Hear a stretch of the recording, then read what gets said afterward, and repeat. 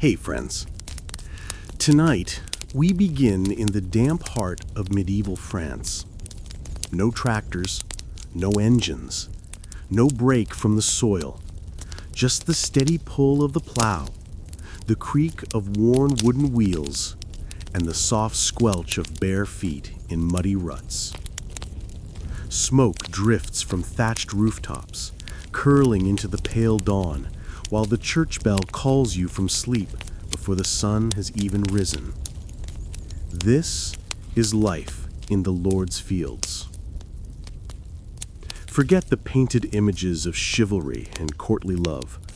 For most, the day began and ended in the dirt, tending someone else's grain before your own, working until your back ached, and eating bread so hard you had to soak it just to chew. The land fed you, but it also owned you, and the seasons decided everything. Tonight, we'll walk those misty furrows together. We'll feel the yoke's weight in our shoulders, hear the distant crack of the bailiff's whip, and smell the faint sweetness of rye bread baking somewhere in the village. We'll step inside smoke-filled cottages where the roof leaks when it rains, and where the same hands that sowed the fields will cradle a newborn by the fire. So before you close your eyes, take a moment to feel your own warmth, safe from the damp and cold of the past. And let's return to a world where every sunrise brought work, and every sunset brought the same: the quiet, unchanging life beneath the Lord's gaze. Let's begin. Life before the long ships. Long before the word Viking evoked images of dragon-prowed ships and charging axe-wielding warriors, life in Scandinavia was a far more humble and arduous affair. It was a world rooted in the soil, a society of farmers, herders, and artisans clinging to the slivers of arable land that fringed the immense, untamed wilderness.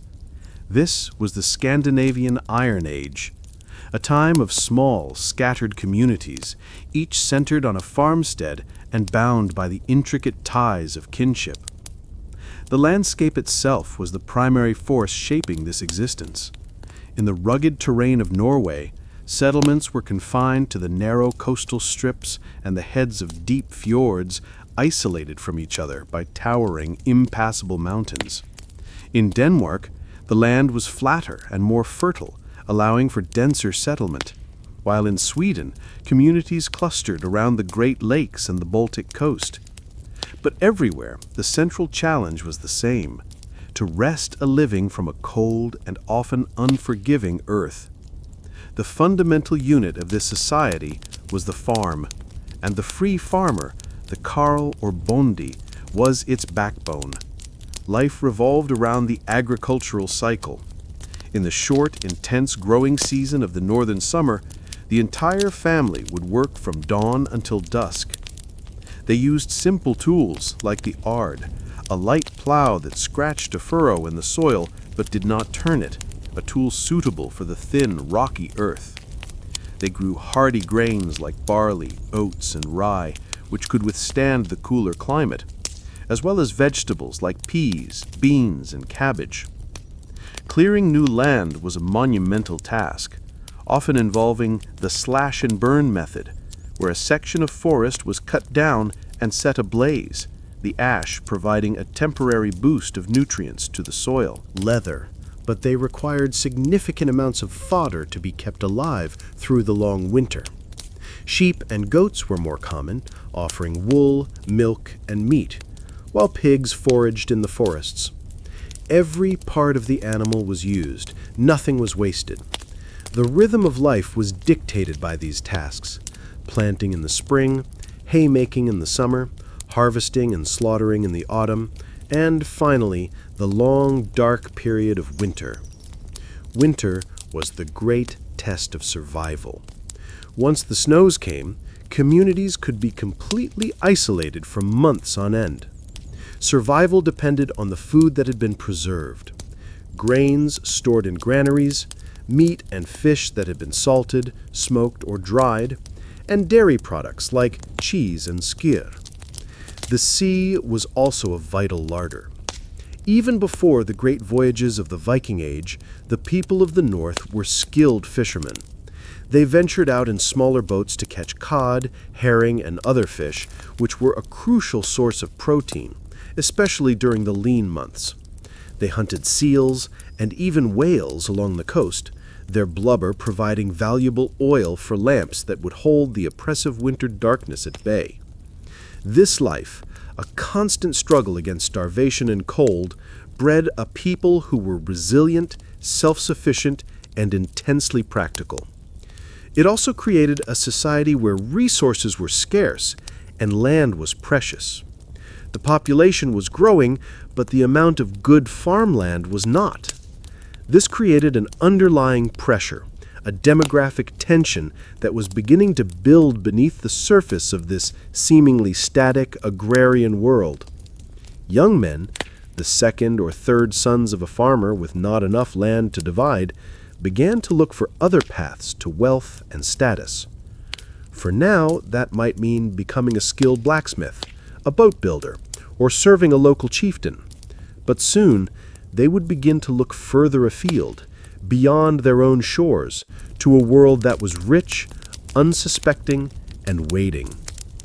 The sea, which for so long had been a source of sustenance, was about to become a highway to a new destiny. But before they could take to that highway, they needed a powerful worldview to guide them, a set of gods who valued courage above all else. Gods of ice and thunder. The world of the pre-Viking Norse was not an empty wilderness. It was a cosmos teeming with powerful, unseen forces. It was a world shaped and governed by a complex pantheon of gods, goddesses, giants, elves, and dwarves, a mythology that provided answers to the great questions of life and death, and, crucially, offered a code of values that would underpin the actions of the age to come. This was not a religion of quiet contemplation or gentle morality. It was a faith for a harsh world, one that celebrated strength, courage, cunning, and an unflinching acceptance of fate. At the pinnacle of this pantheon was Odin, the All-Father. Odin was a complex and often contradictory deity. He was the god of war and death, presiding over Valhalla, the great hall where warriors who died bravely in battle would feast until the final apocalyptic battle of Ragnarok. But he was also the god of wisdom, poetry, and magic. In his relentless quest for knowledge, he famously sacrificed one of his eyes for a drink from the well of Mimir, which granted him immense wisdom. He hung himself from Yggdrasil, the world tree, for 9 days and 9 nights, pierced by his own spear, a self-inflicted ordeal through which he discovered the secrets of the runes, the sacred alphabet used for writing and divination. Odin was not a benevolent, fatherly god. He was a wanderer, a shapeshifter, a schemer, a figure who embodied the restless, knowledge-seeking, and often dangerous spirit of the Norse world. If Odin was the god of wisdom and strategy, his son Thor was the god of brute strength and righteous fury. Thor was the champion of both gods and mankind, the tireless defender of the cosmos against the destructive forces of the giants, the Jotnar. He was a simple, straightforward deity, immensely popular with the common farmer and warrior. He wielded his mighty hammer, Mjolnir, which when thrown would always return to his hand. He rode across the sky in a chariot pulled by 2 goats, the sound of its wheels creating the thunder. Thor represented order, protection, and the raw, physical power needed to defend one's home and honor. His hammer became a powerful symbol, worn as an amulet for protection, a direct pagan counterpart to the Christian cross. Alongside the warrior gods were deities of fertility and prosperity, chief among them the Vanir twins, Freyr and Freya. Freyr was the god of sun, rain, and the harvest, ensuring the fertility of the land. Freya was the goddess of love, beauty, and desire, but she was also a powerful figure in her own right. She practiced a form of magic known as Seder, which even Odin sought to learn from her, and she too had a claim on fallen warriors, taking half of the slain to her own afterlife hall, Folkvanger. This mythology was not just a collection of stories, it was a living framework that shaped a person's worldview. It taught that the universe was a place of constant struggle, a battle between the forces of order, the gods, and the forces of chaos, the giants. It taught that a person's ultimate destiny, their weird, was already woven by the Norns, three mystical women who determined the fate of all beings. This fatalism did not lead to passivity, but to a profound emphasis on courage. Since one could not change their fate, the only thing that mattered was how one met it. To die bravely in battle was the highest honor, ensuring a glorious afterlife in Valhalla. To die of sickness or old age, a straw death, was to be relegated to the grim, shadowy underworld of hell. This belief system created a powerful incentive for risk-taking and martial prowess. It sanctified the warrior's path and gave a spiritual dimension to the pursuit of fame and glory, a pursuit that would soon drive the Northmen across the seas. The Norse homestead. The center of the Norse world, the anchor of family and community life, was the longhouse. This was not just a home, it was a self-contained universe, a shelter against the harsh elements, and the primary stage upon which the dramas of birth, life, and death were played out. From the outside, a longhouse was a long, low, gently curving structure, its shape often likened to an overturned ship. It was built from timber, or, in treeless regions like Iceland, from turf and stone. The walls were often windowless, designed to conserve heat, and the roof was typically made of thatch or turf, providing excellent insulation. A single longhouse could be enormous, sometimes stretching for over 50 meters, 160 feet, and it housed not just a single nuclear family, but an entire extended household, including grandparents, cousins, and farmhands, as well as their most valuable livestock during the harshest parts of winter. Stepping inside, one would be immediately enveloped in a world of semi-darkness and thick, smoky air. There were no internal dividing walls in the main living area. The interior was a single, vast, open hall. The earthen floor was hard-packed, sometimes strewn with reeds or straw for warmth. Down the center of the hole ran a long, stone-lined hearth, the beating heart of the home. This fire was the only source of heat and light. Its smoke would find its way out through a simple hole in the roof, but much of it would linger, filling the rafters with a perpetual haze that seasoned the timber and the lungs of the inhabitants. The air would be thick with a complex mixture of scents: wood smoke, roasting meat, damp wool, unwashed bodies, and the nearby presence of animals. Life was lived communally in this open space.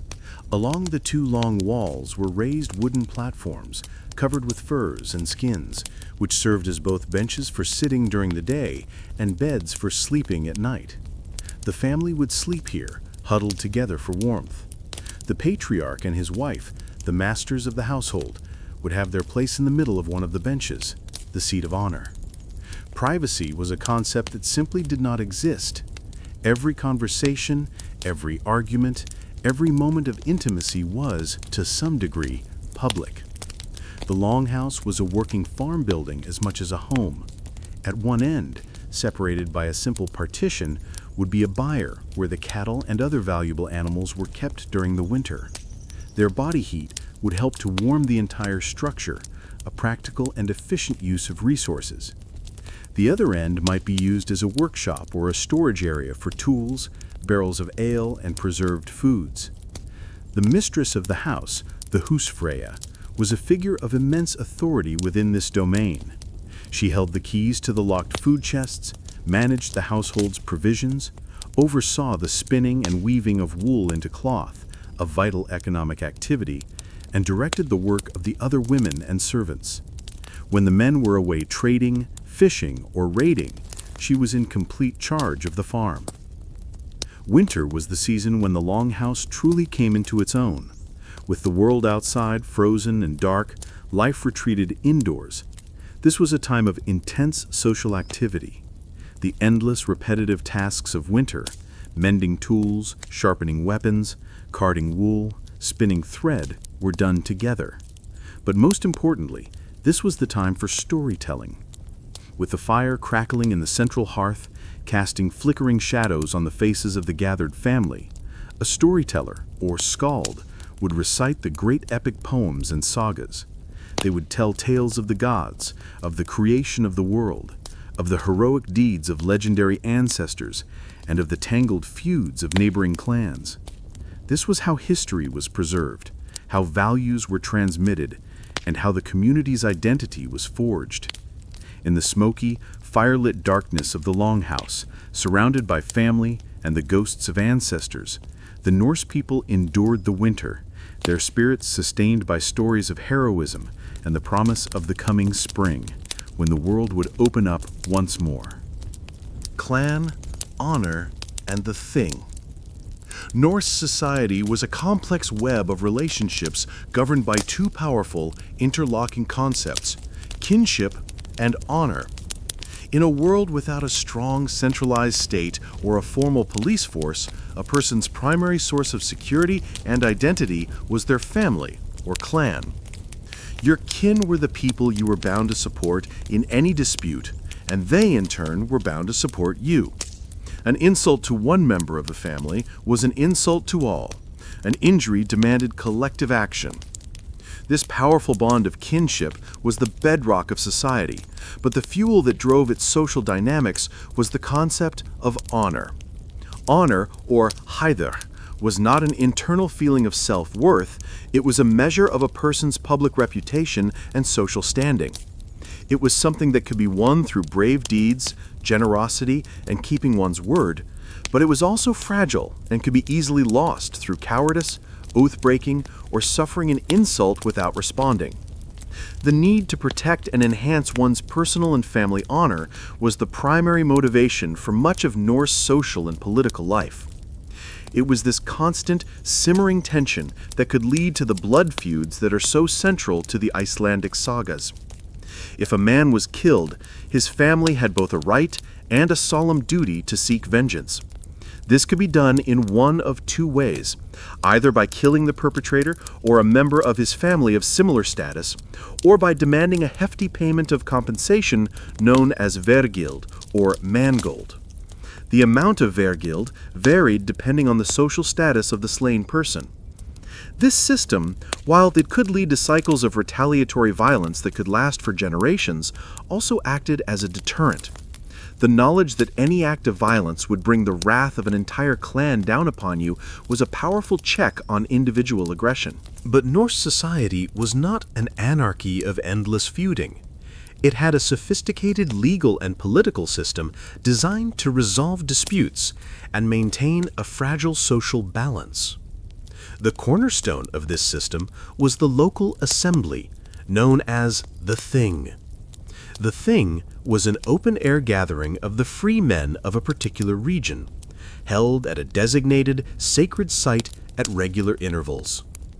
It was part parliament, part courtroom, and part social festival. Here, new laws were recited and memorized by a law speaker. Disputes between families were brought forward to be arbitrated, and important community decisions were made. Anyone could bring a case against another person, presenting evidence and calling witnesses. A panel of prominent local chieftains or respected farmers would act as judges, interpreting the law and proposing a settlement. However, the Thing had no power of enforcement. It could declare a person guilty and set the level of compensation, but it had no police force to make sure the judgment was carried out. Enforcement was still a private matter, left to the aggrieved party. If the guilty party refused to accept the judgment of the Thing, the plaintiff was then legally entitled to take matters into his own hands, often with the full support of the community. A person who refused to abide by the law could be declared an outlaw. This was a devastating verdict. An outlaw lost all legal protection. He could be killed by anyone without penalty, his property could be seized, and no one was permitted to give him food or shelter. He was cast out from the community of law and forced to live as a fugitive in the wilderness. This combination of public law and private enforcement created a society where every free man was, in a sense, a part of the justice system. It was a delicate balance, a constant negotiation between the rule of law and the threat of honorable violence. It fostered a deep respect for legal process, but also an understanding that, in the end, a man's reputation and the strength of his kin were his ultimate protection.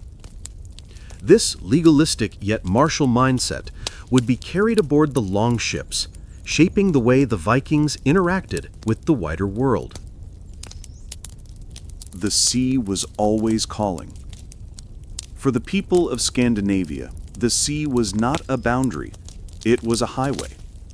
Long before the first Viking raids shocked the world, the Northmen were already master mariners, their lives and livelihoods inextricably linked to the waves. The very geography of their homeland, with its long, jagged coastlines, its deep, sheltering fjords, and its thousands of islands, made seafaring a natural and necessary part of life.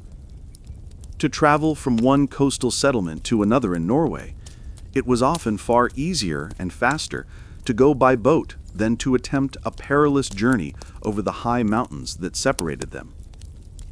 The sea was a source of food, a pathway for local trade, and the central artery of communication.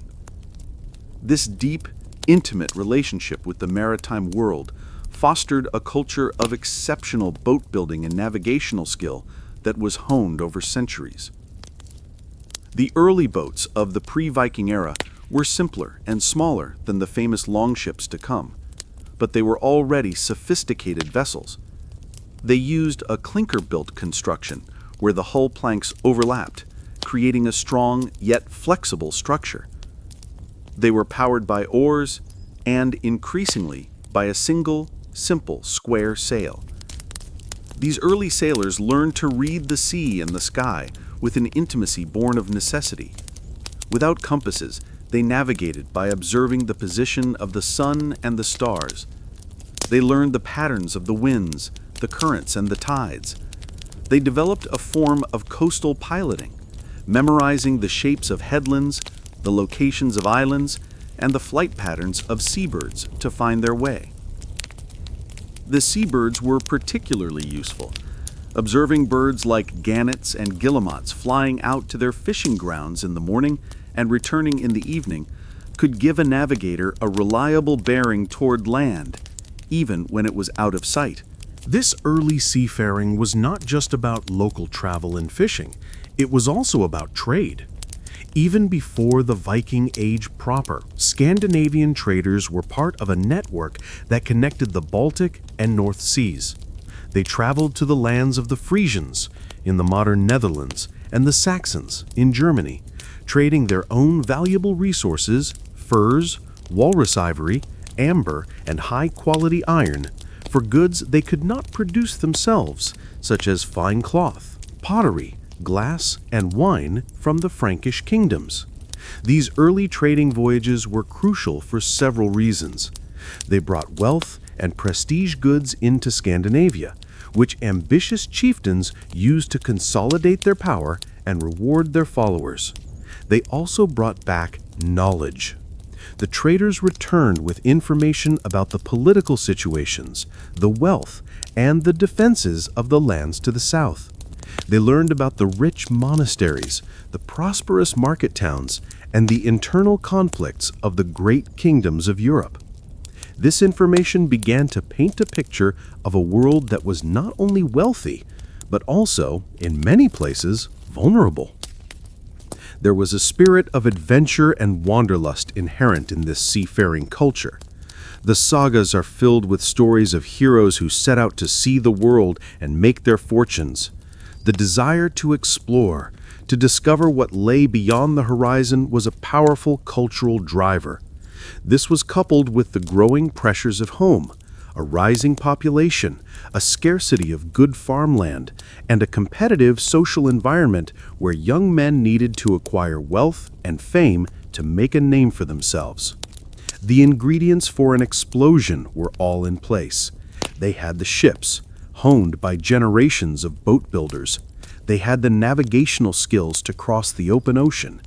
They had the motivation, driven by economic need and a cultural imperative for honor and glory. And they had the intelligence, the knowledge that a wider world, rich and ripe for the taking, lay just across the water. The sea, which had always been a part of their lives, was no longer just a local highway. It was calling them to a new and far more audacious purpose. The age of the farmer was about to give way to the age of the Viking. The Raid on Lindisfarne. The year is 793. On the tidal island of Lindisfarne, off the coast of Northumbria in northeastern England, life moves to a quiet, holy rhythm. This is a sacred place, a cradle of Christianity in the Anglo-Saxon world.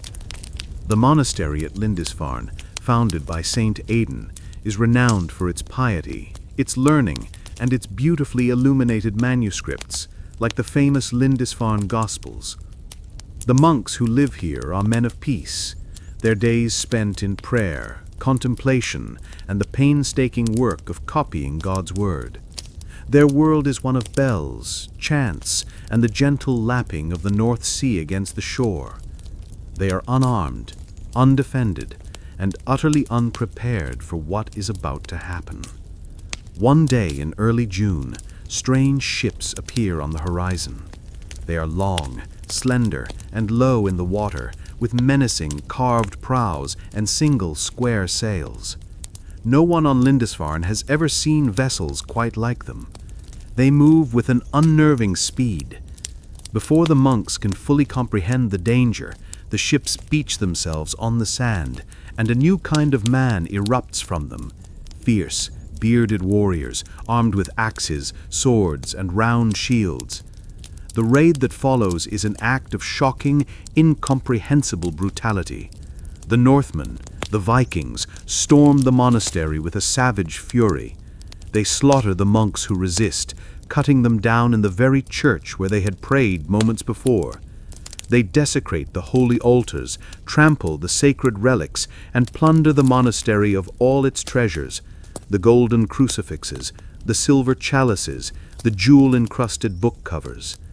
Those monks who are not killed are seized, bound, and dragged back to the ships to be sold as slaves. The raiders are ruthlessly efficient. They take everything of value, kill or capture those who get in their way, and then, as quickly as they appeared, they are gone, vanishing back over the horizon, leaving behind a scene of carnage, fire, and sacrilege.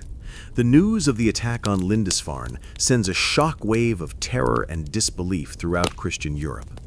The Anglo-Saxon Chronicle records the event with dread, noting that terrible portents came over the land of the Northumbrians and miserably frightened the people. These were immense flashes of lightning, and fiery dragons were seen flying in the air. The scholar Alcuin of York, then at the court of Charlemagne, writes a horrified letter back to his homeland. Never before has such a terror appeared in Britain as we have now suffered from a pagan race.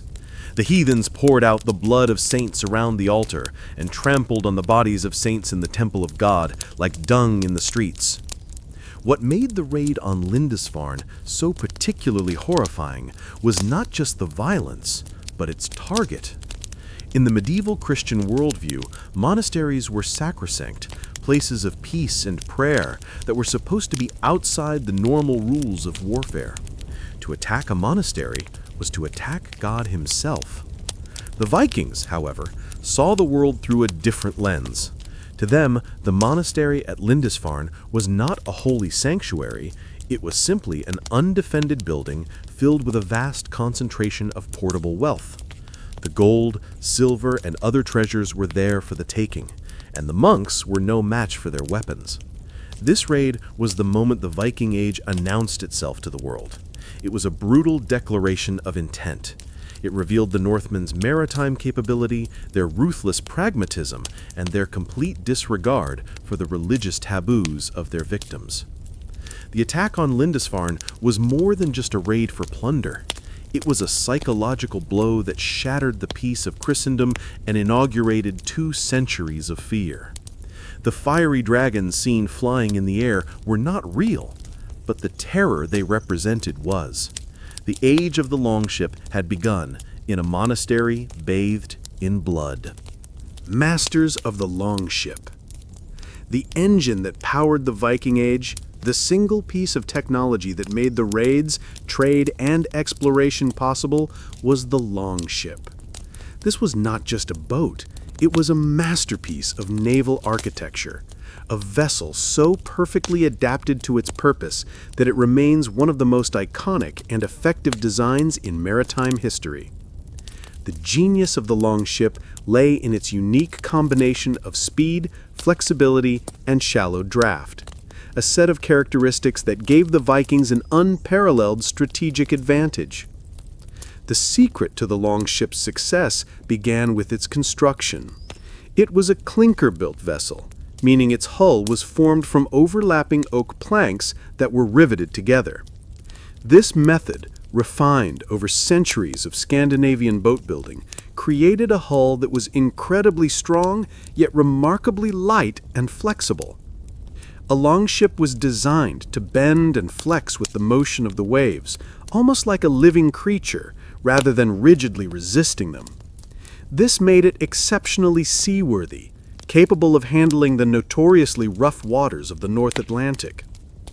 The ship's profile was long, narrow, and elegant, with a graceful curve rising to a high stem and stern, which were often identical.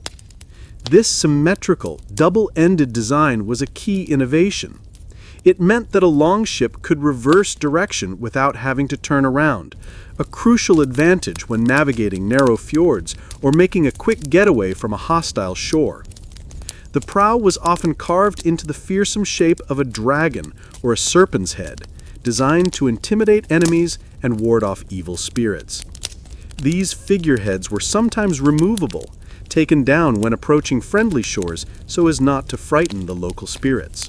The longship was a hybrid vessel, capable of being powered by both sail and oar. A single, large, square sail, made of woven wool and often decorated with stripes or patterns, could be raised on a central mast. In a following wind, this sail could propel the ship at impressive speeds, with some estimates suggesting they could reach 15 knots, faster than almost any other ship of the era. This speed was essential for the Vikings' signature tactic, the surprise attack.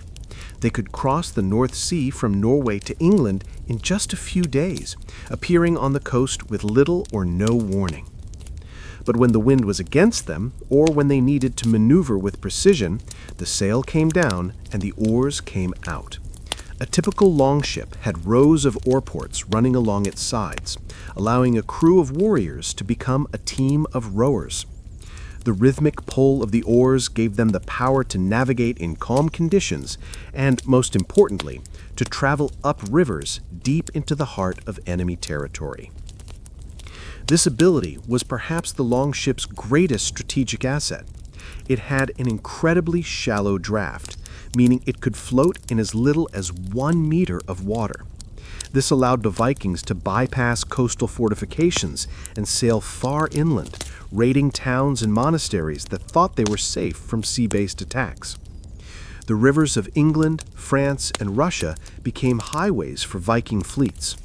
When a river became too shallow or was blocked by rapids, the longship's light construction meant it could be beached and portaged, physically carried or rolled on logs, overland to the next navigable waterway. This combination of features made the longship the ultimate raiding machine. It was fast enough to ensure surprise, seaworthy enough to cross the open ocean, and versatile enough to penetrate deep into continents. It was both a warship and a troop transport, a vessel that could deliver a band of warriors to a target and then serve as their swift getaway vehicle. The longship was the key that unlocked the world for the Northmen, a perfect fusion of form and function that allowed a relatively small population from the fringes of Europe to project its power across a vast and unsuspecting world. Viking raids and ransoms. The early Viking raids were not campaigns of conquest. They were a brutal but effective form of armed robbery on a grand scale. The core strategy was simple, swift, and terrifying. Hit, plunder, and vanish. The Vikings were masters of the lightning raid, a tactic perfectly enabled by the speed and versatility of their longships.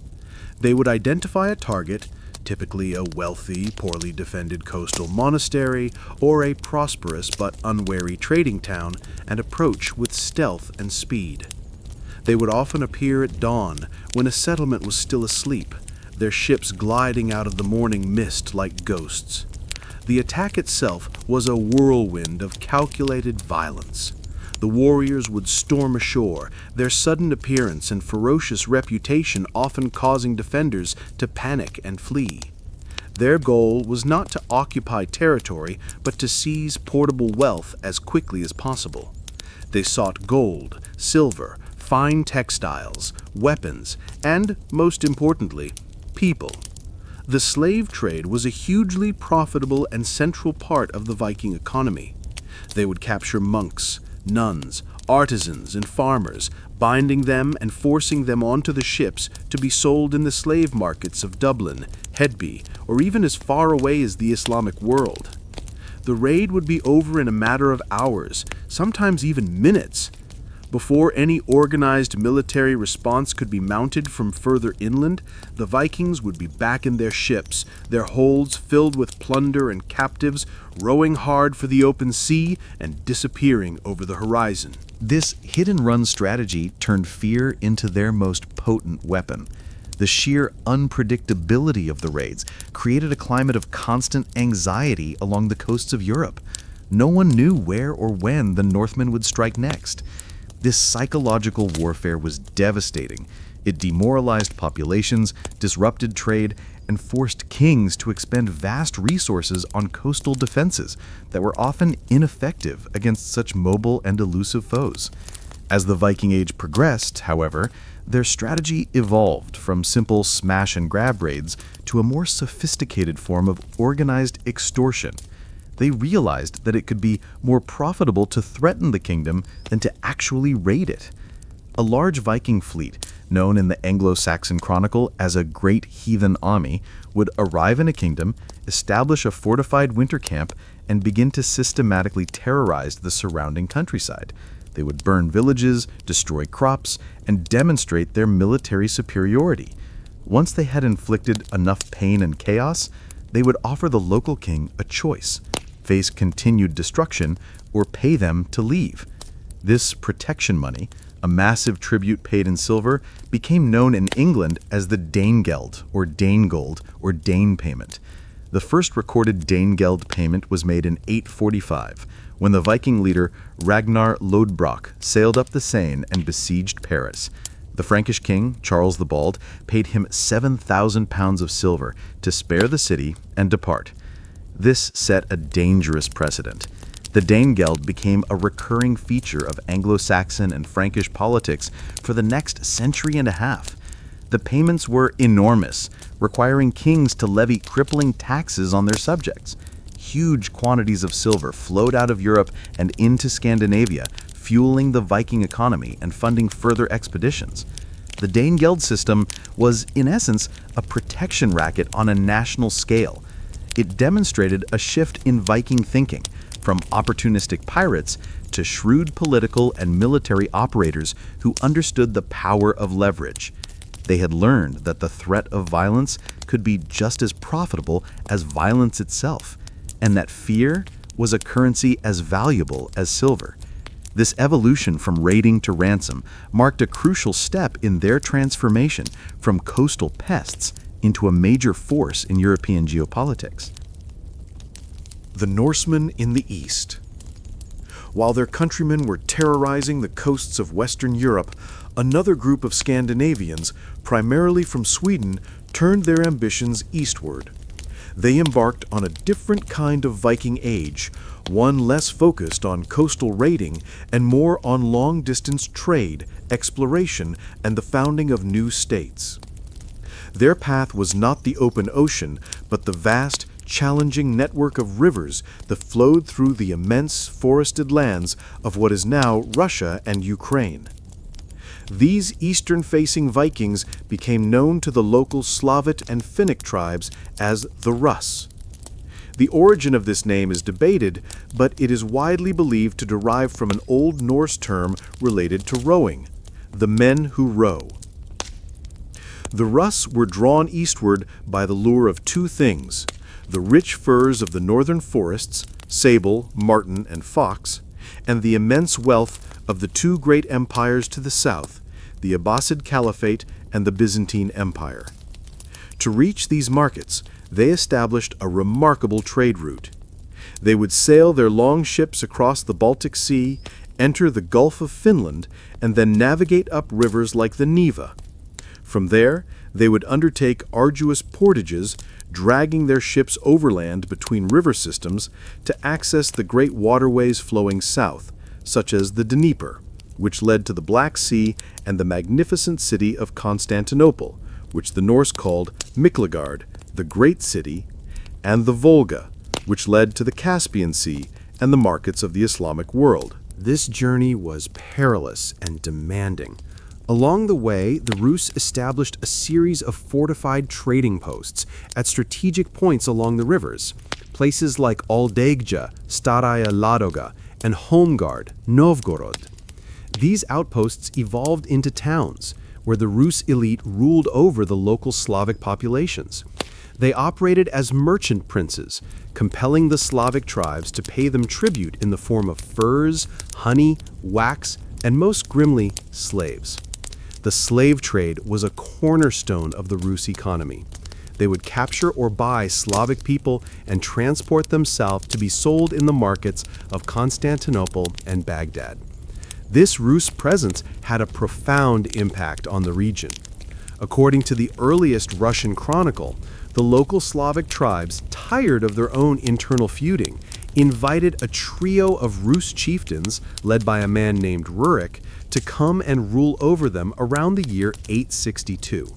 While the historical accuracy of this specific story is debated, it reflects a broader truth. The Rus, with their superior military organization and ambition, established themselves as the ruling dynasty of a new political entity. They founded the state that would become known as the Kievan Rus, with its capital eventually established in Kiev on the Dnieper River. This state was a hybrid, a fusion of a Norse ruling class with a Slavic majority population. Over time, the Rus assimilated, adopting the Slavic language and eventually Orthodox Christianity from their Byzantine trading partners. But their Scandinavian origins remained a key part of their identity for generations. Some Rus warriors continued their journey south to seek their fortunes in Constantinople itself. They became elite mercenaries in the service of the Byzantine emperor, forming the legendary Varangian Guard. These Northmen were renowned for their fierce loyalty to the man who paid them, not necessarily to the empire, their towering height, and their terrifying broadaxes. To serve in the Varangian Guard was a path to immense wealth and prestige, and many who survived their service returned to Scandinavia as rich and powerful men, their tales of the great city inspiring others to follow the Eastern Road. The story of the Rus reveals a different face of the Viking Age, one of state-building, commerce, and cultural fusion, demonstrating that the Northmen were not just destroyers, but also founders and connectors. The Viking Code of War. Viking warfare was a direct reflection of their society: brutal, pragmatic and deeply concerned with personal honor and reputation. It was not the highly regimented warfare of Roman legions or the chivalric, cavalry-dominated combat of later medieval knights. It was the warfare of small, cohesive war bands, where individual prowess and fierce aggression were paramount. The archetypal image of the Viking warrior is the axeman, and for good reason. The broad-bladed Danish axe, with its long handle, was a terrifying weapon. It could split a shield, cleave through a helmet, and had a psychological impact that was second to none. However, the most common weapon for the average Viking was not the axe or the expensive sword, but the spear. A spear was cheaper to produce and versatile, effective for both thrusting and throwing, and it was the primary weapon used in the iconic Viking formation, the shield wall, or skjaldborg. The shield wall, or skjaldborg, was the cornerstone of Viking battlefield tactics. Warriors would stand shoulder to shoulder, overlapping their large, round wooden shields to create a solid defensive barrier. From behind this wall of wood and iron, they could fend off arrows and cavalry charges. The front rank would use their spears to create a bristling hedge of points, while those behind them could throw their own spears or use longer weapons over the top. The shield wall was a test of discipline and courage. To hold the line under a shower of missiles or the shock of a charge required immense nerve.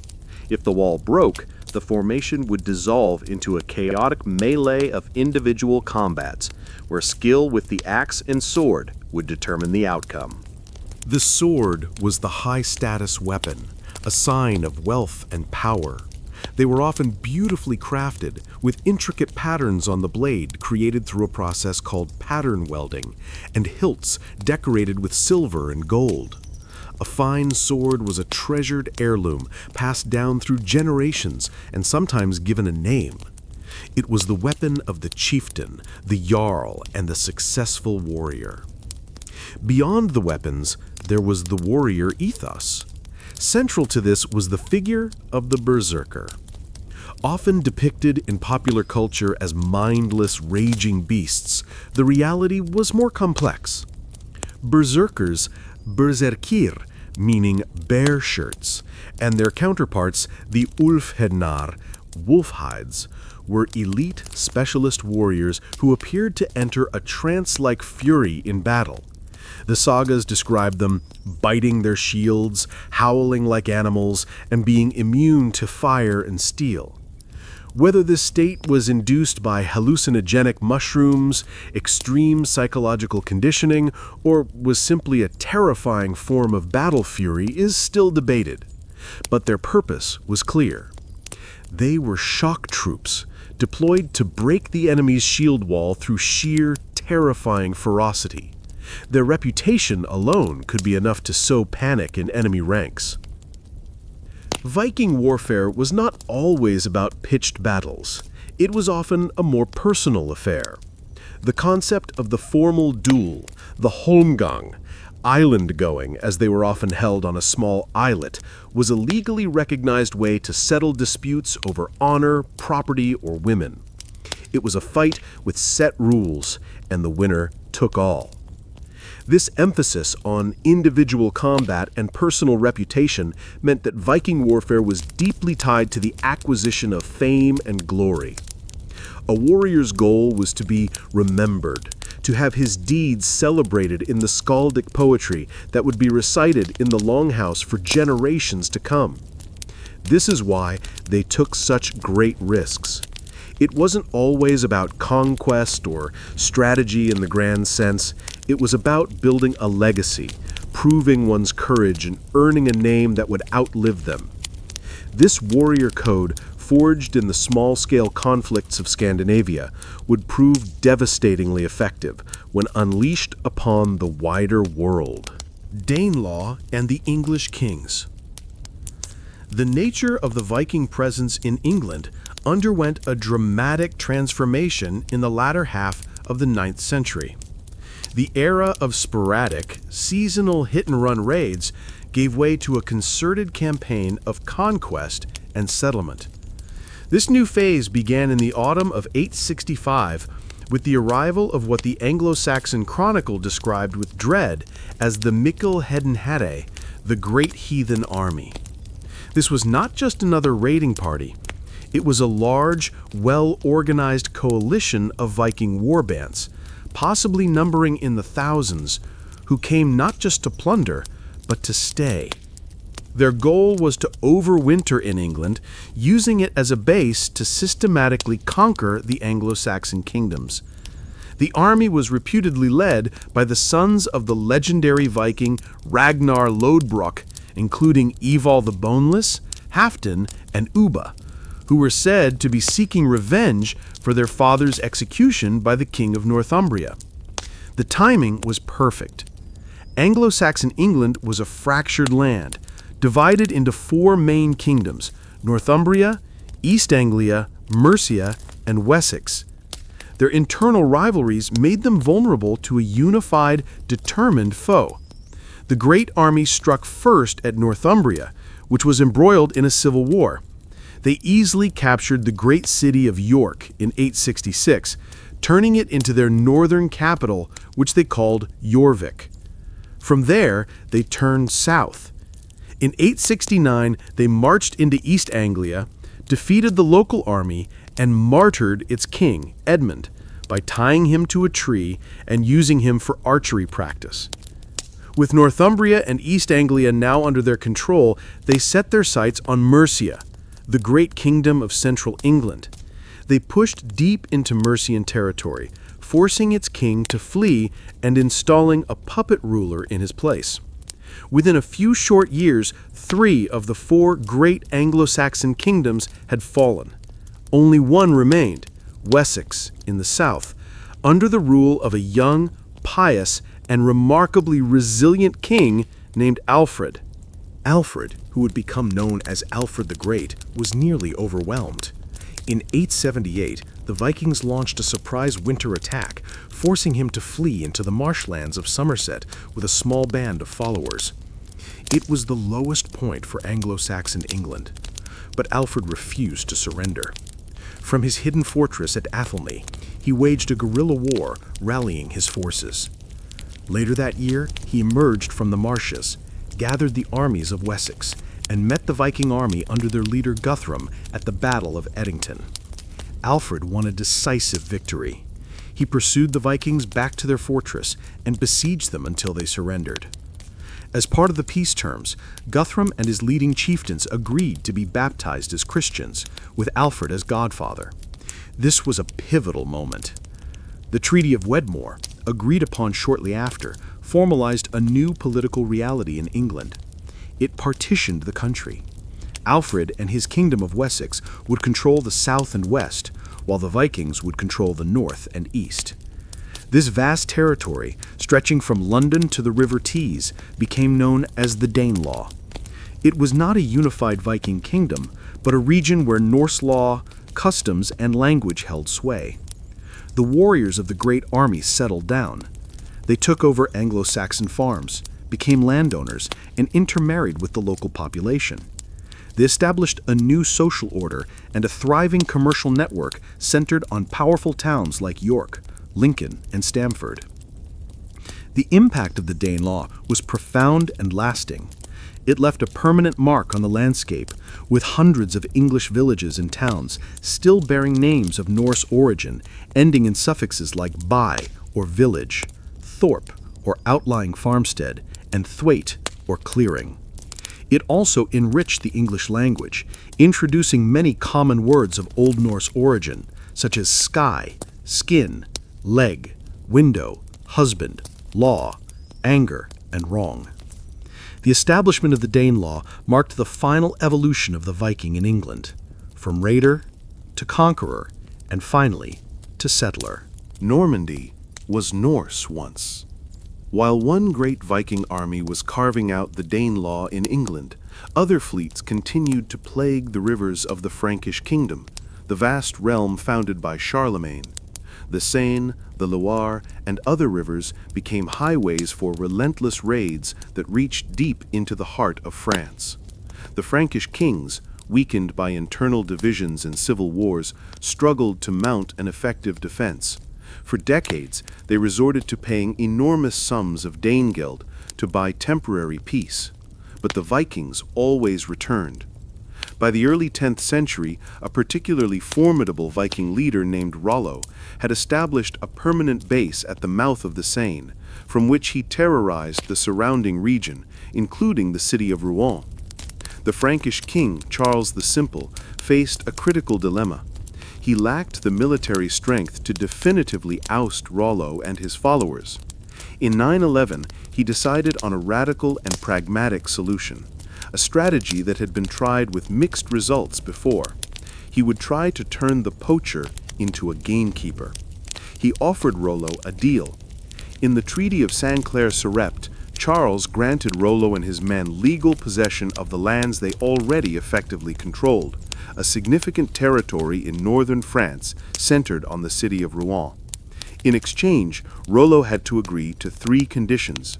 First, he had to cease his own raiding and, crucially, defend the kingdom against any new Viking fleets that might try to sail up the Seine. Second, he had to convert to Christianity and be baptized. Third, he had to swear fealty to King Charles, becoming his vassal. Rollo accepted. He was baptized, taking the Christian name Robert, and became the first ruler of this new Viking duchy. The land became known as Normandy, from the Latin Normannia, meaning the land of the Northmen. The transformation of the Vikings of Normandy was astonishingly rapid and complete. Unlike their cousins in the Danelaw, who maintained a distinct Norse identity for generations, the Normans assimilated into Frankish culture with remarkable speed. Within a generation or two, they had abandoned their Old Norse language in favor of the local Romance dialect, which would evolve into the Norman French language. They abandoned their pagan gods and became zealous Christians, founding monasteries and endowing the church with vast lands and wealth. They adopted the Frankish system of feudalism, with its complex web of lords, vassals, and knights. They embraced the new military technology of the age, the armored knight on horseback. The Viking warrior, who fought on foot with an axe, was replaced by the Norman knight, who fought from the saddle with a lance. However, they did not lose their core Scandinavian characteristics. They retained their restless energy, their ambition, their talent for military organization, and a certain ruthless pragmatism. They were, in essence, French in language and culture, but with a Viking spirit still burning within. They became a formidable military and political power in Europe. This once Viking duchy would produce some of the most famous warriors of the Middle Ages, and in one of history's greatest ironies, the descendants of the Vikings who had been settled in France to protect it would, a century and a half later, launch their own great invasion. In 1066, Duke William of Normandy, a direct descendant of the Viking Rollo, would cross the English Channel with his army of knights, defeat the English king at the Battle of Hastings, and claim the throne of England. The Norman conquest was, in a very real sense, the last and most successful Viking invasion, as the Northmen, now transformed into French-speaking knights, came back to conquer the kingdom that had once been ravaged by their ancestors.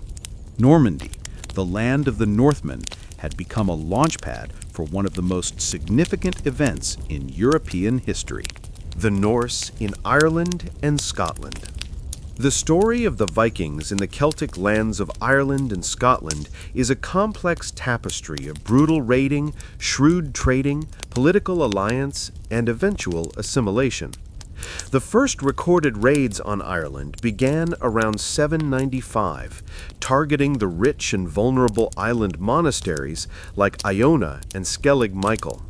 For the first few decades, these were classic hit-and-run attacks, with the Vikings appearing in the summer, plundering what they could, and then disappearing before the Irish kings could muster a response. However, around the 830s, the nature of their presence began to change. The Vikings started to establish permanent fortified coastal bases known as long forts or ship camps. These camps allowed them to overwinter in Ireland and launch raids deeper into the interior, using the country's extensive river systems. The most significant of these long forts was established in 841 at a place where the River Poddle met the River Liffey, creating a dark pool of water, or Duv Linn in Irish. This settlement would grow to become the city of Dublin, the most powerful and important Viking town in the Western Seas. Other major towns, such as Waterford, Wexford, Limerick, and Cork, also began their lives as Viking trading ports. These towns became the hubs of a vast commercial network. The Vikings, or Norse Gaels as they came to be known, became the dominant merchants of the Irish Sea. They traded the plunder from Irish monasteries along with timber, hides, and, most significantly, slaves captured in their raids for silver, wine, and other luxury goods from England and the continent. Ireland at this time was not a unified kingdom, but a patchwork of competing petty kingdoms. This political fragmentation both helped and hindered the Vikings.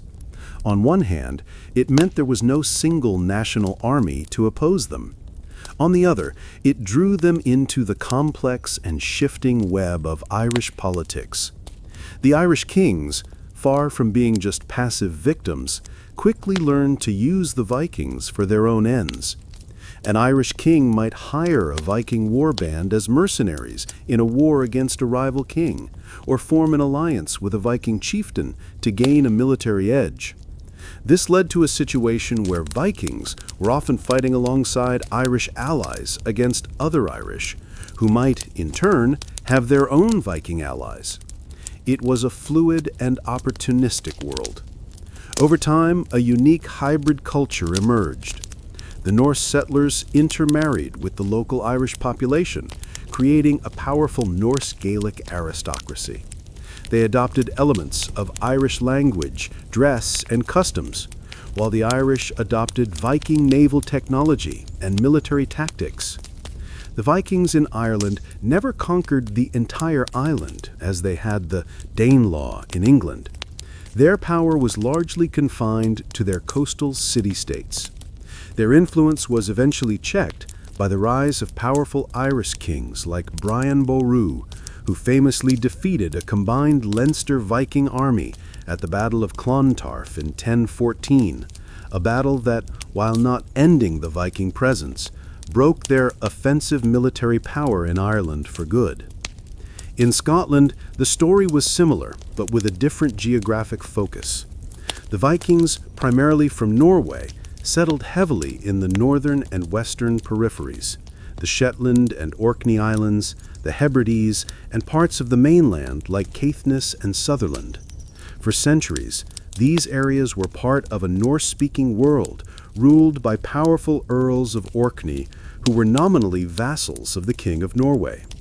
The legacy of the Vikings in these Celtic lands is still visible today in the DNA of the people, in the layout of the cities they founded, and in the countless place names that dot the coasts of Ireland and Scotland, a lasting echo of the long ship's wake.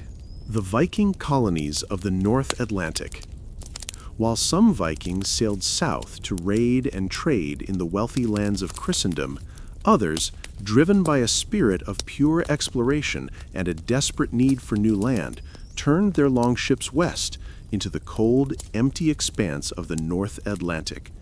This was a journey into the unknown, a series of voyages that pushed the boundaries of the known world and would lead them, centuries before Columbus, to the shores of North America.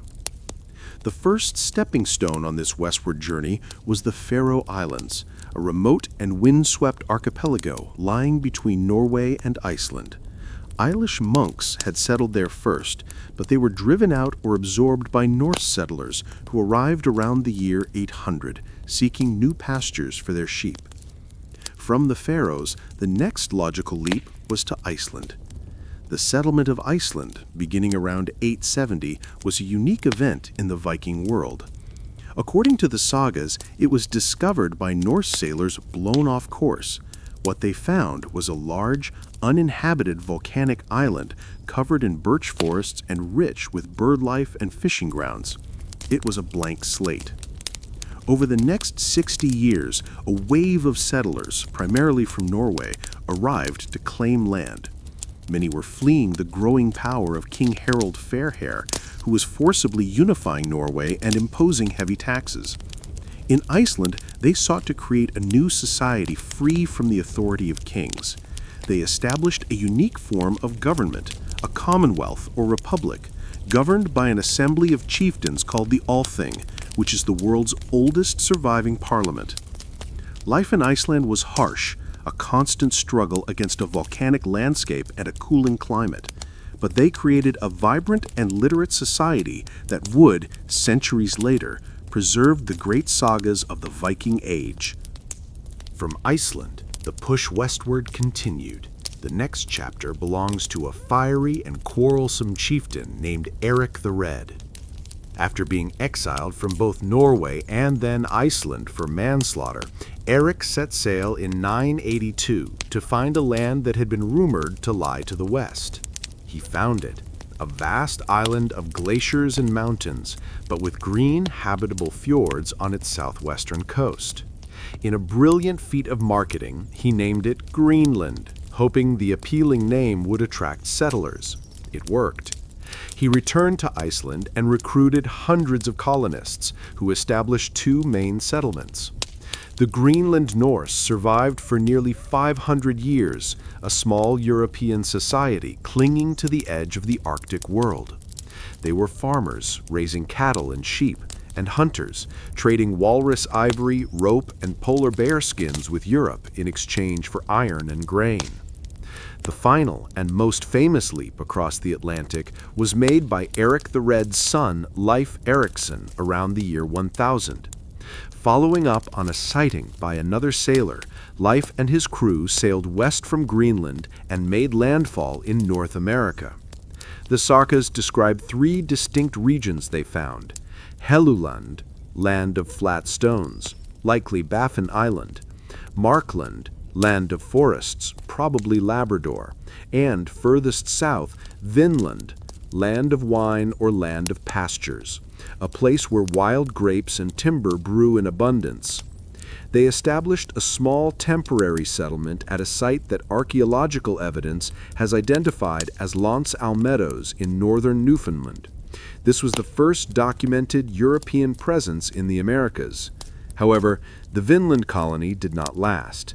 The Norse were few in number, thousands of miles from home, and their encounters with the native inhabitants, whom they called Skraelings, were often hostile. After a few years of attempts to establish a permanent settlement, they abandoned the project and returned to Greenland. The great westward expansion had finally reached its limit. The stories of Vinland faded into legend, a forgotten footnote until the sagas were rediscovered and confirmed by archaeology a millennium later.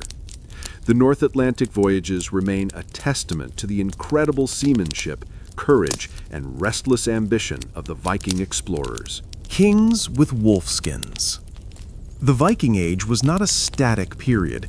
It was a time of profound political and social transformation, both in the lands the Vikings settled and within Scandinavia itself.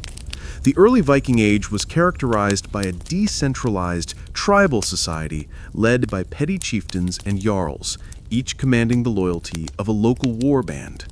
A man's power was measured by his wealth, the number of warriors he could muster, and his reputation for generosity and success in raiding. But over the course of 2 centuries, this system of small-scale leadership gradually gave way to the rise of powerful, centralized monarchies that mirrored those in the rest of Europe. This was a slow and often violent process, driven by a combination of internal ambition and external influence. The wealth pouring into Scandinavia from raiding and trade became a powerful tool for ambitious leaders. A successful chieftain could use his plunder to reward his followers with gifts of silver and weapons, attracting more warriors to his banner and increasing his military power. This allowed him to subjugate his rivals, absorb their lands, and consolidate his authority over larger and larger territories. Contact with the great kingdoms of Europe also provided a new model for kingship. Scandinavian leaders saw the power and prestige of kings like Charlemagne and Alfred the Great, with their organized states, their ability to levy taxes, and their alliance with the Christian Church. They began to aspire to a similar kind of authority. One of the first and most famous of these new style's Scandinavian kings was Harald Fairhair in Norway. In the late 9th century, Harald embarked on a ruthless, decades-long campaign to unify Norway under his sole rule. According to the sagas, he swore an oath not to cut or comb his hair until he was king of all Norway. He fought a series of decisive battles, culminating in the Battle of Hafrsfjord around 872, where he crushed a coalition of rival chieftains. He replaced the old system of independent jarls with a new hierarchy of earls who were loyal to him and responsible for collecting taxes on his behalf. His consolidation of power was so absolute that it caused many independent-minded chieftains and their followers to flee Norway, becoming the first settlers of Iceland. The process of unification was similar, though more gradual, in Denmark and Sweden. In Denmark, kings like Gorm the Old and his son, Harald Bluetooth, consolidated their rule in the 10th century. Harald Bluetooth is famous for two things: uniting Denmark and Norway, and officially converting his kingdom to Christianity, a move he commemorated by erecting the massive Jelling Stone, which is often called Denmark's birth certificate. The culmination of this trend toward large, powerful monarchies was the extraordinary, if short-lived, North Sea Empire of Canute the Great in the early 11th century. Canute, a Danish prince, conquered England in 1016, and through inheritance and further conquest, he came to rule a vast empire that included Denmark, Norway, and parts of Sweden. He was no stereotypical Viking raider. He was a sophisticated Christian European monarch who ruled his diverse empire wisely, promoting peace and trade and codifying laws. He was a king who could stand as an equal to the Holy Roman Emperor. The rise of these powerful kings marked a fundamental shift.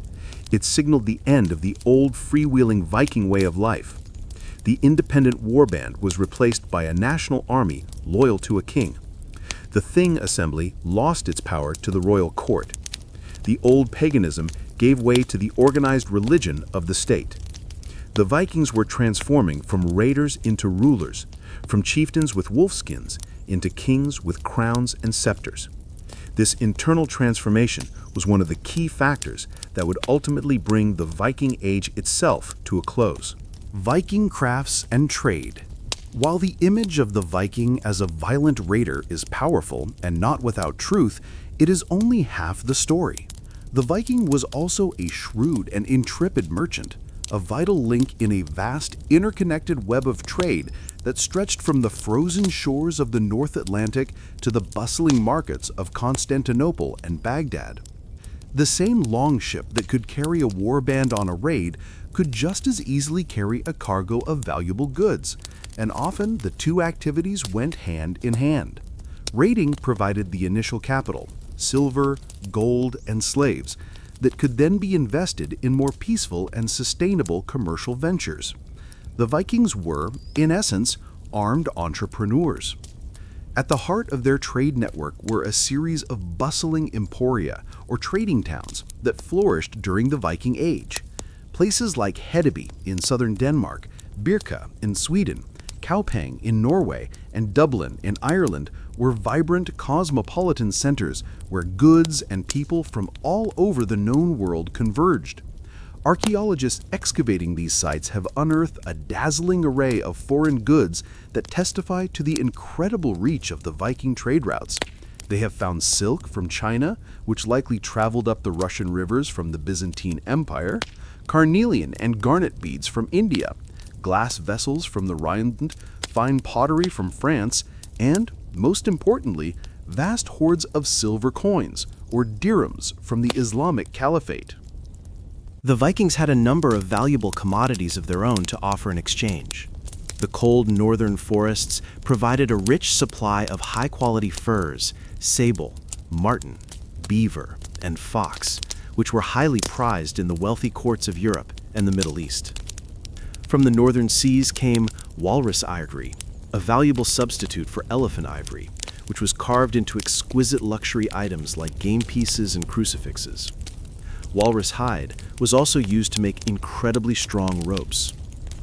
Amber, the fossilized tree resin found along the shores of the Baltic Sea, was another major export, sought after for jewelry. And, perhaps most chillingly, one of their most significant exports was human beings. The Viking slave trade was a brutal and extensive enterprise, funneling captives from raids in Britain, Ireland, and the Slavic lands to markets across the world. In return for these exports, the Vikings sought, above all else, silver. Silver was the basis of their economy. It was not typically used as coinage in the early period. Instead, it was treated as bullion. Silver coins, jewelry, and other objects were weighed on small portable scales, and pieces were often cut or bent to get the correct weight for a transaction. This hack silver is a common find in Viking hordes. Beyond their role as traders, the Vikings were also exceptionally skilled craftspeople. Their blacksmiths produced high-quality iron tools and weapons, including the famous pattern-welded swords.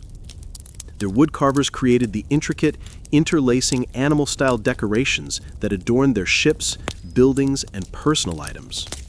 And their jewelers fashioned stunning brooches, necklaces, and arm rings from gold and silver. The art of the Viking Age, with its complex, interlacing animal motifs, seen in styles like the Osberg, Bore, and Jelling styles, is a testament to their sophisticated aesthetic sense. This vibrant world of trade and craftsmanship reveals a more complex Viking society than the simple stereotype of the barbarian raider allows.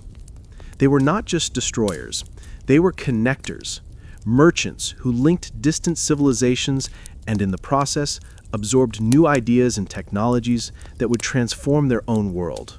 The women of the North. The world of the Vikings is often imagined as an exclusively male domain of beards, axes, and longships. But this picture is incomplete. While Norse society was undeniably patriarchal, the women of the Viking Age held a surprising degree of authority, independence, and legal rights compared to their counterparts in many other parts of contemporary Europe. Their lives were not easy, but they were far from powerless, and their roles were essential to the functioning of their society. The most powerful position a woman could hold was that of the husfreyja, the mistress of a homestead. In a society where the men were often away for long periods, trading, fishing, or on Viking expeditions, it was the woman who ran the farm. She managed the household finances, oversaw the food production and preservation, supervised the servants and slaves, and was responsible for the production of textiles.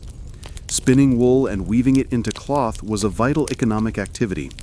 Wool cloth was a major export and was used for everything from sails for the longships to clothing for the family. The authority of the mistress of the house was symbolized by the keys she wore hanging from her belt, which unlocked the family's food chests and treasure boxes. This was not just a symbolic gesture, it represented her control over the family's wealth and survival.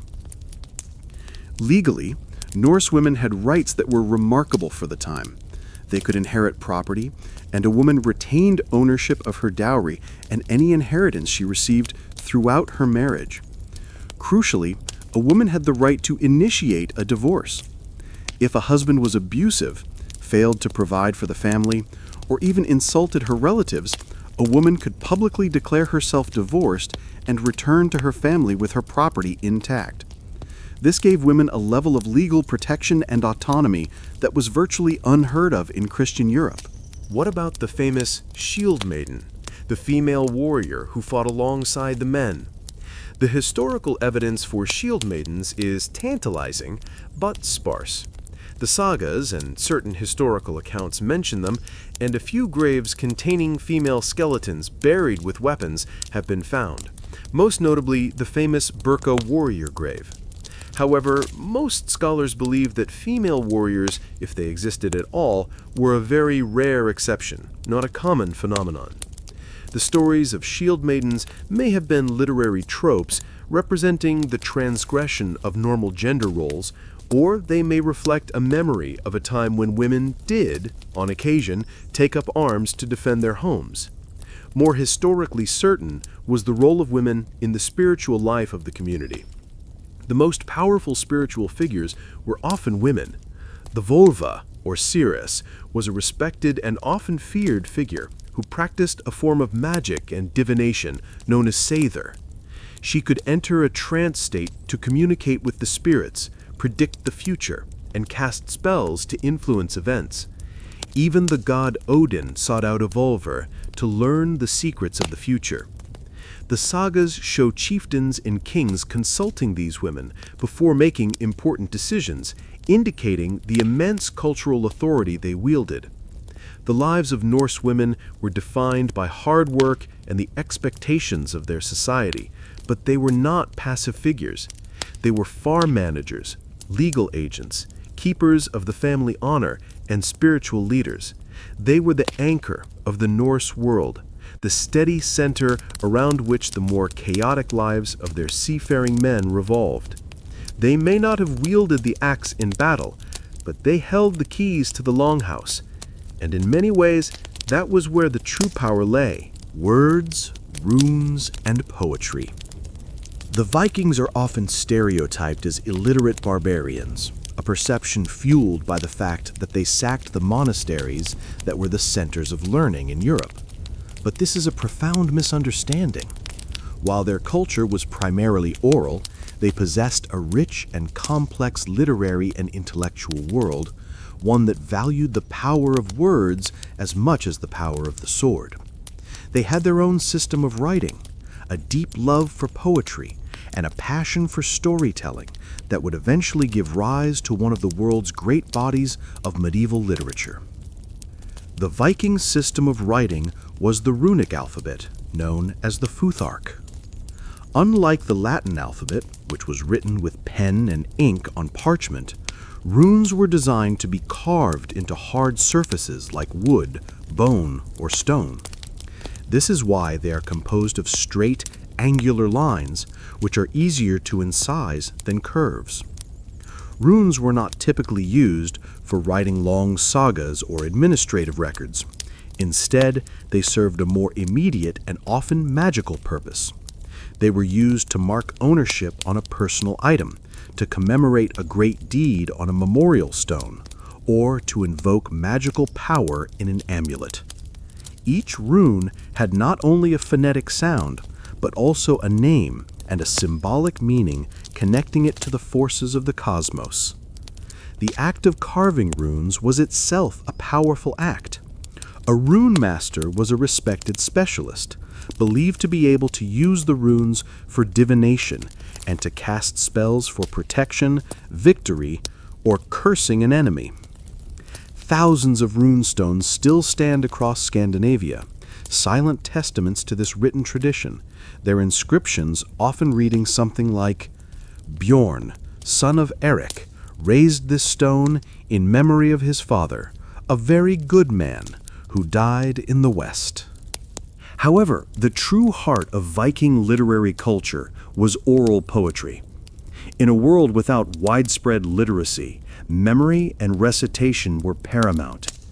The most esteemed figure in a chieftain's court, sometimes even more so than a great warrior, was the skald. The skald was a professional court poet, a master of words whose job it was to compose and perform complex, intricate poems celebrating the deeds of his patron and preserving the history of the clan. Skaldic poetry was a highly technical art form governed by strict rules of alliteration, internal rhyme, and, most famously, the use of kennings. A kenning is a metaphorical compound phrase used in place of a simple noun. For example, a skald would not just say sea, he would call it the whale road. A warrior was a feeder of ravens, and a battle was a storm of swords. These kennings created a rich, evocative, and often difficult poetic language that demonstrated the skald's skill and learning. A good skald brought fame and immortality to his lord. His words ensured that a chieftain's name would be remembered long after he was gone. This deep love for storytelling culminated in the Icelandic sagas, which were written down in the 12th and 13th centuries after Iceland had converted to Christianity. These prose narratives, written in Old Norse, are the crowning achievement of Viking literature. They tell the stories of the settlement of Iceland, the lives of famous Vikings like Egil Skallagrimsson and Grettir the Strong, and the complex, bloody feuds that defined their society. While they were written down long after the events they describe and contain many fictional elements, the sagas provide an unparalleled window into the Viking mindset, their obsession with honor, their fatalism, their legalistic wranglings, and their dark, ironic humor. They are the voice of the Viking Age, a world preserved not in the stone of castles, but in the power of words, an intellectual legacy as impressive as any longship. From pagan to Christian. The transition from the Old Norse paganism to Christianity was one of the most profound and transformative processes of the late Viking Age. It was not a sudden conversion, but a slow, complex, and often contentious evolution that unfolded over several centuries. It was a change driven by a mixture of genuine faith, political calculation, and cultural pressure, a process that ultimately brought Scandinavia into the mainstream of European civilization and played a major role in bringing the Viking Age itself to an end. The first contact between the Norse and Christianity came through the very activities that defined the early Viking Age, raiding and trading. When Vikings raided monasteries in England and France, they were exposed to the wealth, organization, and literacy of the Christian Church. When they traded in the market towns of Europe, they encountered Christian merchants and missionaries. Many early converts were Vikings who had settled abroad, in places like the Danelaw or Normandy, where they assimilated into the local Christian culture. Others were mercenaries, like those in the Varangian Guard, who were baptized as part of their service to the Byzantine emperor. Initially, many Vikings seemed to take a pragmatic, syncretic approach. They might add Christ to their existing pantheon of gods, seeing him as another powerful deity who might be useful.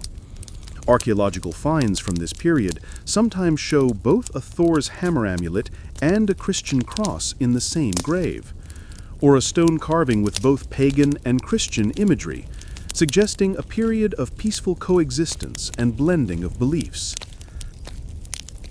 However, the real push for conversion came from the top down.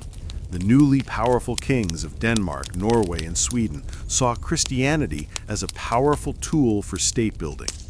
The old paganism was decentralized and tied to local chieftains and sacred sites. Christianity, on the other hand, offered a hierarchical structure with the king at the top appointed by God. It brought with it the technology of writing and administration in the form of literate priests and monks, a formal legal code, and, crucially, diplomatic legitimacy. A Christian king could deal with the other rulers of Europe as an equal, form alliances through marriage, and participate in the broader European political and economic system. The conversion of the kings, however, was often met with fierce resistance from their subjects. Many chieftains and free farmers were deeply attached to the old ways and the gods who had served their ancestors. They saw Christianity as a foreign imposition that threatened their traditional freedoms and their cultural identity. This led to periods of intense internal conflict. Kings like Olaf Tryggvason of Norway in the late 10th century used brutal force to impose the new faith, torturing and executing those who refused to be baptized. He famously destroyed pagan temples and built churches on their ruins. This forceful conversion created martyrs on both sides and left a legacy of bitterness. By the end of the 11th century, however, Christianity had triumphed. The Scandinavian kingdoms had all officially converted. An ecclesiastical structure of dioceses and parishes was established, and stone churches began to replace the old wooden temples. But the old beliefs did not vanish overnight. They lingered for centuries in folklore, in popular customs, and in the private beliefs of the people. The names of the days of the week in English and other Germanic languages, Tuesday for Tyr, Wednesday for Woden or Odin, Thursday for Thor, Friday for Frigg or Freyja, remain a permanent testament to the power of the old gods. The conversion to Christianity was the final act in the transformation of the Vikings. It changed their worldview, their political structures, and their relationship with the rest of Europe. It effectively integrated them into a new world order, and in doing so, it helped close the chapter on the unique and violent era that had borne their name. The Viking view of death. For the people of the Viking Age, death was not an end, but a transition, a passage to another realm whose nature depended heavily on how one had lived and, more importantly, how one had died. Their view of the afterlife was not one of a single universal heaven or hell, but a complex landscape of different destinations, each reserved for a particular kind of soul. This intricate eschatology, combined with their elaborate burial rituals, reveals a culture deeply preoccupied with legacy, honor, and the continuation of life beyond the grave. The most famous of the Norse afterlives was, of course, Valhalla, the Hall of the Slain. Presided over by the god Odin, Valhalla was an immense, magnificent hall where elite warriors who had died bravely in battle, the Einherjar, were brought by the mythical Valkyries. Here, their existence was an idealized version of the warrior's life on Earth. Every day they would feast on the meat of a boar that magically regenerated itself and drink endless quantities of mead served by the Valkyries. And every day they would arm themselves and go out into the great courtyard to fight each other to the death, only to be miraculously healed by nightfall, ready to feast and fight again.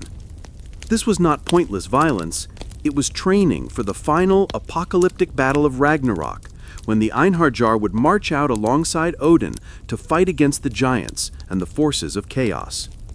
To die in battle and be chosen for Valhalla was the highest honor a warrior could achieve. However, Valhalla was not for everyone. The goddess Freyja also had a claim on the battle slain, taking half of them to her own hall, Folkvanger. But what of the vast majority of people who did not die in battle? For those who died of sickness, old age, or any other straw death, the destination was hell.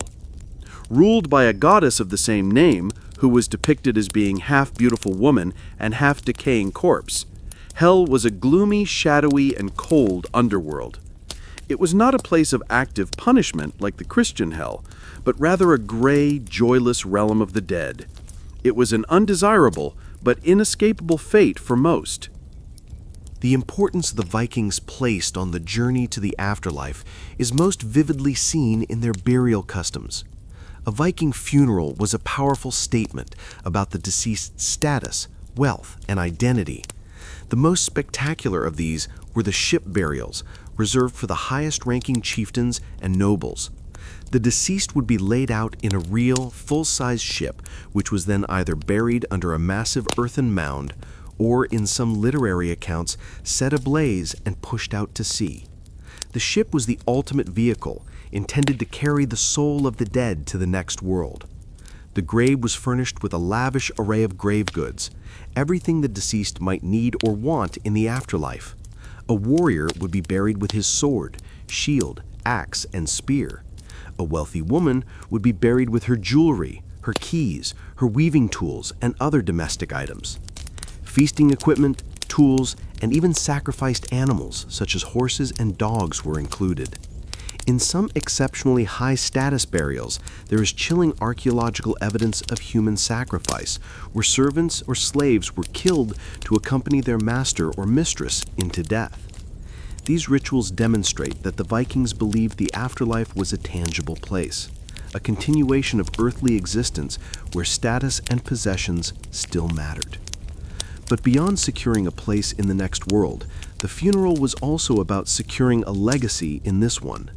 The massive burial mound, the memorial runestone, and the stories told at the funeral feast were all ways of ensuring that the deceased would not be forgotten. For the Viking, the ultimate goal was to achieve a kind of immortality through reputation. As a famous verse from the Old Norse poem Havamal says, "Cattle die, kinsmen die, you yourself will also die, but the word of fame will never die for him who gets a good one." The physical body might go to hell, the spirit might go to Valhalla, but a person's name, if celebrated in story and stone, could live forever. The fall of the Viking kingdoms. The Viking Age did not end with a single dramatic event.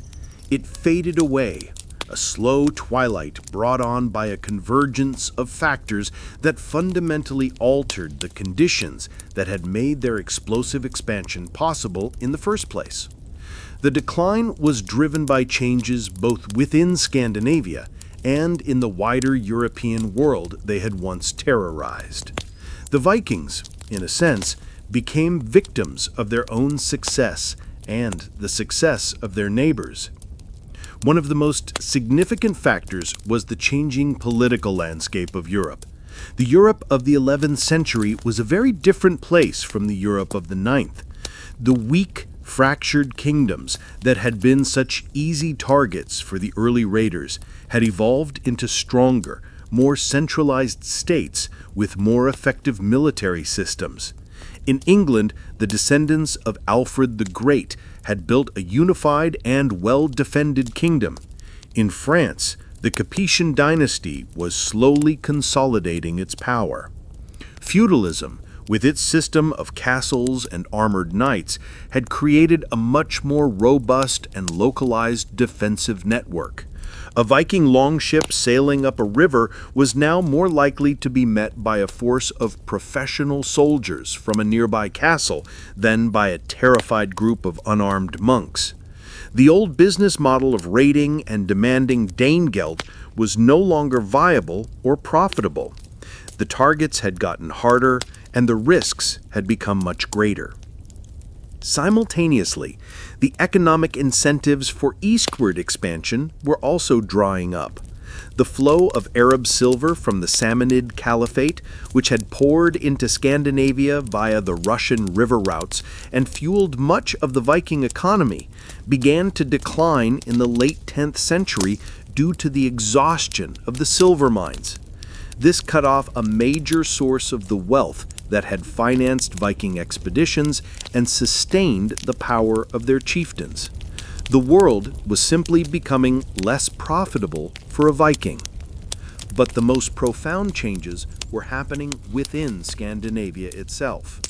As discussed, the rise of powerful, centralized monarchies in Denmark, Norway, and Sweden transformed Viking society. The new kings sought to establish internal order, levy taxes, and control the military.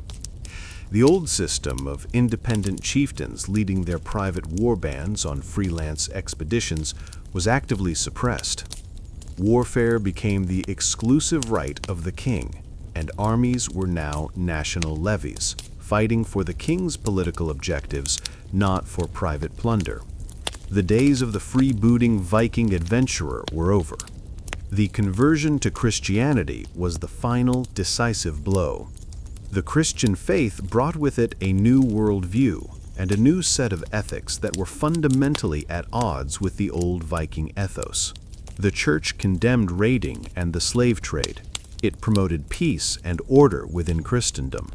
As Scandinavia became integrated into the fabric of Christian Europe, its warrior culture was tamed and redirected. The Viking warrior became a European knight, fighting for his king or for the cause of the crusade, not for personal glory and loot. The Viking trader became a conventional merchant, part of the Hanseatic League or other European trade networks. In essence, the Vikings stopped being Vikings and started being Danes, Norwegians, and Swedes, normal Europeans. The very assimilation and success of the Vikings abroad, in places like Normandy, Russia, and England, also contributed to the end of the era.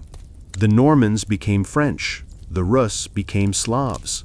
They had been so successful at integrating into new lands that their distinct Norse identity was absorbed and disappeared. The tide had turned. The unique combination of circumstances, European weakness, available wealth, and a dynamic pagan warrior culture that had launched the longships had ceased to exist. The Viking Age waned, not because of a great defeat, but because the world and the Vikings themselves had changed. The Battle of Stamford Bridge. If one had to choose a single day to mark the symbolic end of the Viking Age in England, it would be September 25, 1066. On that day, on a bridge crossing the River Derwent again in Yorkshire, the last great Viking invasion of England met its bloody and definitive end. The battle was the climax of a three-way struggle for the English throne, a perfect storm of ambition that brought together the fading world of the Vikings and the emerging world of feudal Europe. In January 1066, the English king, Edward the Confessor, died without an heir. The English council, the Witan, elected the most powerful Anglo-Saxon nobleman, Harold Godwinson, to be king. But there were two other powerful claimants. In Normandy, Duke William, the descendant of Rollo the Viking, claimed that Edward had promised him the throne. And in Norway, there was another, even more fearsome claimant, King Harold Sigerson, better known to history as Harold Hardrada, or Hard Ruler. Hardrada was, in many ways, the last of the great Viking heroes. He had lived an incredible life of adventure, having fled Norway as a young man, served as a high-ranking mercenary in the elite Varangian Guard of Constantinople, and amassed a vast fortune before returning to claim the throne of Norway. He was a giant of a man, a brilliant commander, and a ruthless warrior, the living embodiment of the old Viking spirit. Believing he had a legitimate claim to the English throne, Hardrada assembled a massive invasion fleet, reportedly of over 300 ships, and sailed for England, joined by Toste Godwinson, the disgruntled, exiled brother of the English king. Hardrada's invasion was initially a stunning success. He landed in the north of England, an area with a strong Norse heritage from the Old Danelaw. He marched on the city of York, and at the Battle of Fulford on September 20th, he crushed the first English army sent against him. The city of York surrendered, and Hardrada, confident of his victory, moved his army to a nearby location at Stamford Bridge to await the delivery of hostages and supplies. He was so confident that he ordered most of his army to leave their heavy mail armor behind on the ships, wearing only their helmets and carrying their weapons. It was a fatal mistake. King Harold Godwinson in the south had heard of the Norwegian invasion and responded with incredible speed. In a feat of generalship, he force-marched his professional army, his housecarls, north from London at a blistering pace, covering nearly 200 miles in about 4 days. He achieved complete surprise. On the morning of September 25th, Hardrada's army was relaxing on both sides of the river when they saw a cloud of dust on the horizon, which they first thought were the promised hostages from York. They soon realized it was the glint of steel from a massive approaching army. The battle that followed was a desperate and brutal affair. The Norse forces on the west bank of the river were quickly overwhelmed. The English advance was famously held up at the narrow wooden bridge by a single, giant Norwegian axeman, who, according to the Anglo-Saxon Chronicle, single-handedly held off the entire English army, cutting down some 40 men before he was finally killed by a soldier who was floated under the bridge in a barrel and speared him from below. This heroic last stand bought time for Hardrada to form a shield wall on the east bank. The main battle raged for hours. Hardrada, fighting at the front like the hero king he was, raging like a berserker, was struck in the throat by an arrow and killed. Tostig also fell. The Norse shield wall finally broke and the battle turned into a rout. The Norse army was so utterly annihilated that of the 300 ships that had arrived, only 24 were needed to carry the survivors home. The Battle of Stamford Bridge was a catastrophic defeat for Norway and the end of any serious Scandinavian ambition to conquer England. But history has a cruel sense of irony. While Harold Godwinson had saved his kingdom from the last Viking, he had exhausted his army. Just 3 days after the battle, he received the news that Duke William of Normandy had landed on the south coast. Harold had to turn his tired army around and march them another 250 miles south to face a new, fresh enemy. At the Battle of Hastings, just 19 days after his great victory at Stamford Bridge, King Harold Godwinson was killed and the Norman conquest of England began. The Viking Age in England died on a bridge in Yorkshire, but its legacy would, in a transformed state, conquer the kingdom after all. What was lost? What remained? As the Viking Age drew to a close in the 11th and 12th centuries, a world began to fade.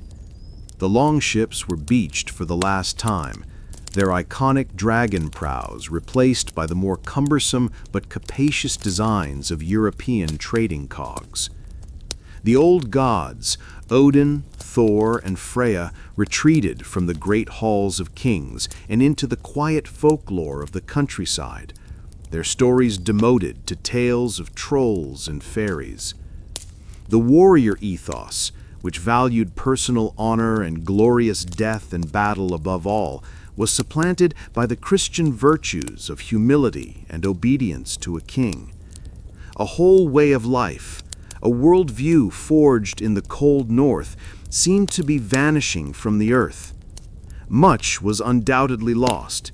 The rich oral culture of the Skalds, with its complex poetry and heroic epics, fell silent, replaced by the Latin liturgy of the Church and the new literary forms of the European continent. It was only through the foresight of Icelandic scholars like Snorri Sturluson, who wrote down the old myths and sagas centuries later, that we have any direct access to this lost intellectual world. The social structure also changed irrevocably. The relative freedom and legal autonomy of women declined under the more patriarchal structures of Christian canon law. The role of the thing, the assembly of free farmers, was usurped by the centralized power of royal courts and feudal lords.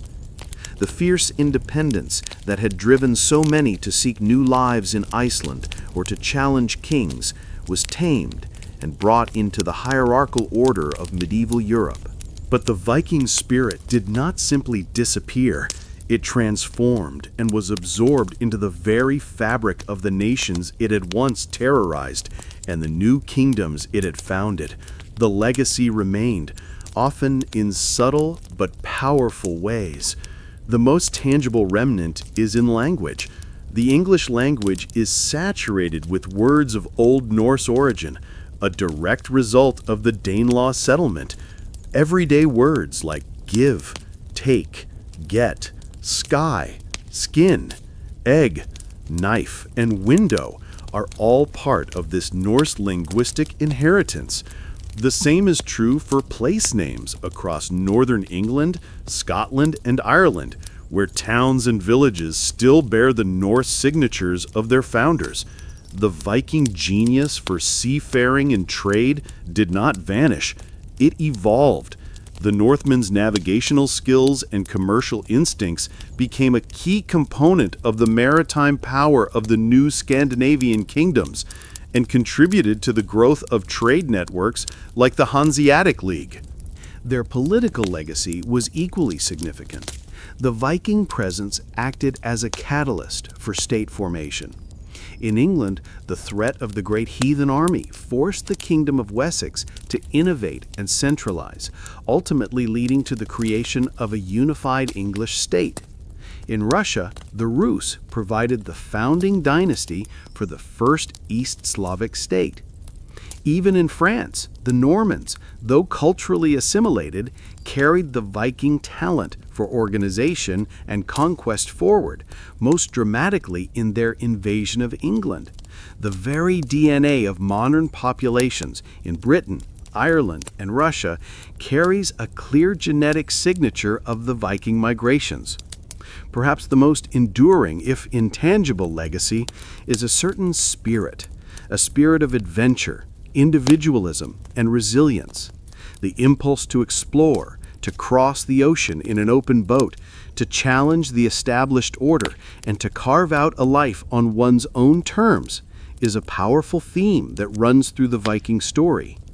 While the world of the Vikings is gone, its echoes remain, a testament to a time when a people from the cold edge of Europe took to the seas and for a few tumultuous centuries held the world in their hands, leaving behind a legacy that was not lost, but woven into the very DNA of the nations that followed. Vikings in the modern imagination. The historical Viking Age may have ended 1,000 years ago, but the Vikings themselves have never been more alive in our modern imagination. They have been resurrected in books, films, television shows, video games, and even in our own genetic codes, becoming potent symbols of freedom, ferocity, and adventure. However, this modern Viking is often a figure of myth, a romanticized or simplified caricature that bears only a passing resemblance to the complex historical reality. The process of mythologizing the Viking began in the 19th century. During the era of Romanticism and rising nationalism, Northern European countries looked back to the Viking Age to find a heroic pre-Christian past that could serve as a foundation for their modern national identities. This period gave us some of the most enduring and most inaccurate Viking stereotypes. The most famous of these is the horned helmet. There is absolutely no archaeological or historical evidence that Viking warriors ever wore helmets with horns. This iconic image was largely the creation of the costume designer for Richard Wagner's opera cycle Der Ring des Nibelungen in the 1870s. It was a dramatic theatrical invention that has stuck in the popular consciousness ever since. Real Viking helmets were simple, conical or rounded caps of iron or leather designed for practical protection, not for ornamentation. Contributed nothing to civilization but destruction. This view, inherited from the horrified monastic chroniclers who were their primary victims, ignores the other, equally important faces of the Viking. The skilled craftsman, the intrepid explorer, the long-distance trader, and the sophisticated poet. It overlooks the vibrant towns they founded, the complex legal systems they developed, and their lasting contributions to language and commerce.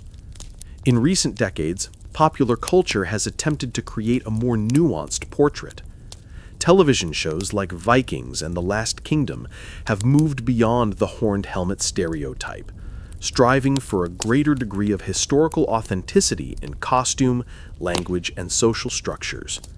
They have successfully captured the grittiness, the spiritual depth, and the political complexity of the age, bringing figures like Ragnar Lodbrok and Alfred the Great to life for a new generation.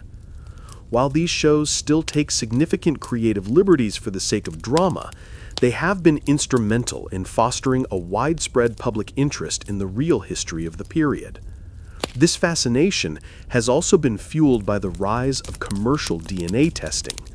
Millions of people can now discover if they have Viking DNA, creating a personal, tangible connection to this distant past.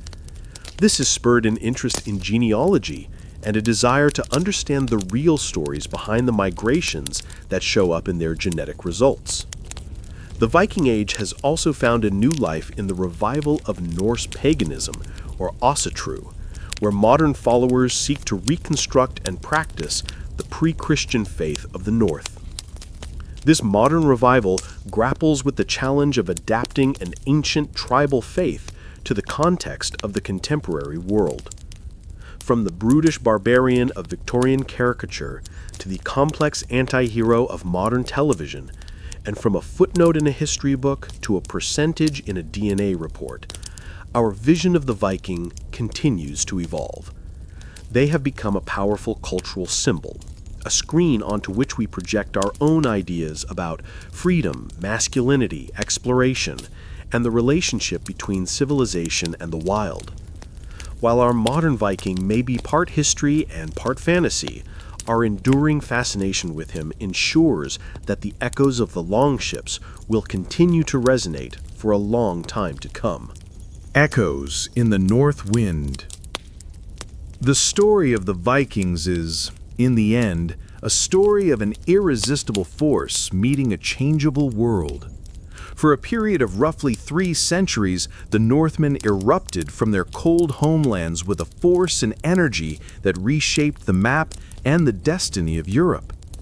They were a phenomenon born of a unique convergence of pressures and opportunities, a growing population on limited land, a culture that prized honor and martial glory, and a revolutionary piece of technology, the longship, that gave them the key to unlock a wealthy and vulnerable world.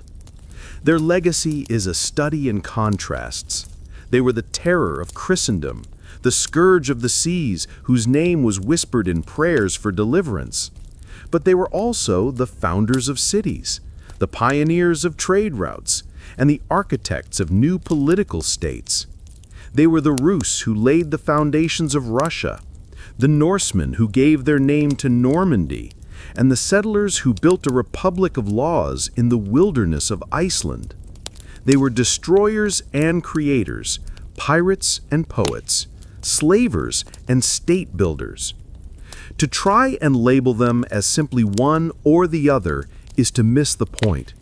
They were, like all historical peoples, complex and contradictory, driven by the universal human desires for security, prosperity, and a name that would be remembered. The Viking Age offers a powerful lesson in the nature of historical change.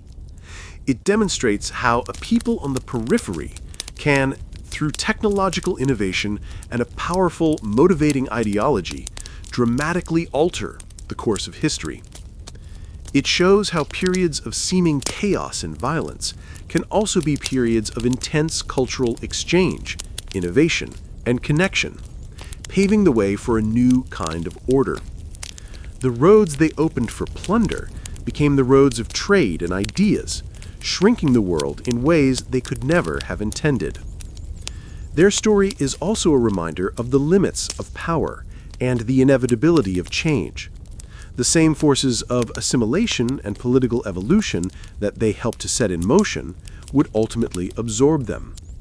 The Viking warrior ethos could not survive indefinitely in the world of feudal kingdoms and the universalist Christian church. They adapted, they changed, and in doing so, the distinct identity that had made them Vikings faded into the broader stream of European history. And so, we are left with the echoes. They echo in the words we speak, in the names of our towns, and in the ruins of the longhouses and the great burial mounds that dot the northern landscape. They echo in our fascination with their myths, their courage, and their unyielding spirit. To listen for them is to listen to the north wind as it blows over a cold sea, to hear the creak of timber, the crackle of a fire in a smoky hall, and the faint, fading drumbeat of a people who, for a brief, brilliant, and violent moment, sailed out of the mists of legend and left their indelible mark upon the world.